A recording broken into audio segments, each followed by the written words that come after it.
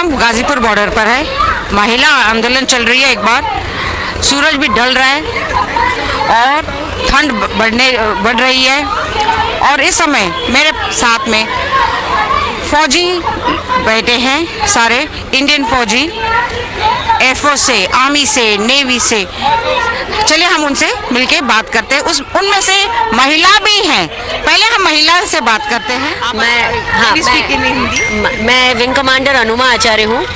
महिलाओं का जो लॉजिस्टिक्स ब्रांच का सेकंड बैच था, मैं उसके ऑफिसर्स में से एक हूँ जी। तो आज महिला आंदोलन चल रही है, तो आप उनका समर्थन देने आए हैं या कैसे आए हैं? मैं समर्थन देने भी आई हूँ, और चूंकि यहाँ पर हमारे फौज के जो लोग हैं वो पहले से हैं, ये सूबेदार मेजर मिश्रा साहब की टीम पहले से ही यहाँ पे मौजूद है, तो मैं उनके साथ आती हूँ, सॉलिडारिटी के लिए आती हूँ। और ये चूंकि अन्याय के प्रति लड़ाई एक चल रही है, तो उसके लिए भी इसमें मेरा समर्थन है डेफिनेटली। मैडम एक बात पूछनी थी, 1 रैंक 1 पेंशन ये जो चल रही है, 1 रैंक 1 पेंशन कितना सक्सेसफुल है इंडिया में, इनफैक्ट इन डिफेंस सर्विसेज में? आपने एक ऐसा सवाल पूछा जो हमारे दिलों के बहुत करीब है। करीब 2000 दिन हो चुके हैं 4 जनवरी को इस प्रोटेस्ट को करते हुए। इसने कई तरह के पड़ाव देखे, कुछ बहुत मुश्किल। आज भी प्रोटेस्ट हो रहा है? प्रोटेस्ट बिल्कुल चल रहा है। मेजर जनरल साहब हैं, उनके नेतृत्व में चल रहा है, सतबीर सिंह साहब, और एक हमारी वीर नारी, जिनको वीर नारी तो नहीं, वो हमारे एक फौजी भाई की पत्नी है, तो सुदेश गोहिल, वो कर रही हैं। तो ये लोग मिलकर और ये टीम को ऊर्जा देते हैं। 2000 दिन पूरे कर चुका है ये आंदोलन। इसमें उनको पुलिस ने भी पकड़ा, सुदेश को महिला पुलिस ने घसीटा, पुलिस स्टेशन लेकर गए।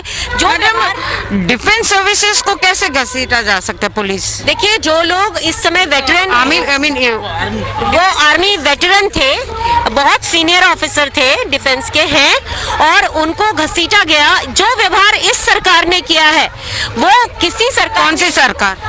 जो इस वक्त मोदी सरकार जो है, उसने जो व्यवहार किया है फौजियों के साथ, वो किसी ने नहीं किया। जितना गंदा, एक तो उनका पूरा फायदा उठाते हैं चुनाव का प्रोडक्ट बनाकर। हम लोग उनके लिए मार्केटिंग का सामान से ज्यादा कुछ नहीं रह गए हैं। इसीलिए जो OROP की लड़ाई है वो अभी भी जारी है और वो चलती रहेगी। मतलब आपका ये कहना है कि इसका कहीं तो कहीं अंत होगा? मेरा कहाँ पर अंत होगा? मेरा ये कहना है कि आज हम जिस लोकतंत्र में रह रहे हैं, वहाँ फासिस्ट जो लोग हैं, उन लोगों की सत्ता है आज के तारीख में, और वो लोग लोकतंत्र को बनाए रखे देना उनको लगता है कि वो ना बना रहे।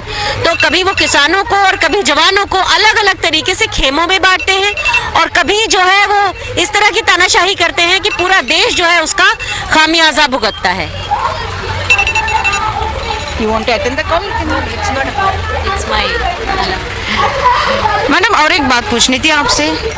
पिछले दिनों अर्नव का कुछ चैट्स लीक हुआ है, आप उसके बारे में कुछ बताना चाहते? जैसे कि पुलवामा जो वेरी सेंसिटिव इशू के ऊपर, उसके ऊपर जो अब कह रहे हैं कि कुछ आगे बहुत बड़ा हादसा होने वाला है, वो क्या है मैडम प्लीज?